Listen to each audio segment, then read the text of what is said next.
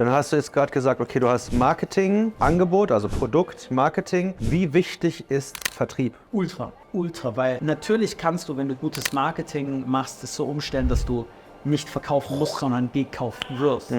Aber ich zähle jetzt Verkaufen nicht so klassisch wie der Verkäufer, der dir jetzt das andreht. Also ich drehe es mal anders. Einkaufserfahrung schaffen. Genau, Einkaufserfahrung schaffen. Oder ich würde es mal umdrehen. Wir haben nicht die Philosophie, oder ich habe nicht die Philosophie, dass der beste Verkäufer einem Inuit einen Kühlschrank verkaufen kann. Weil dann verkaufst du jemandem etwas, was er gar nicht braucht.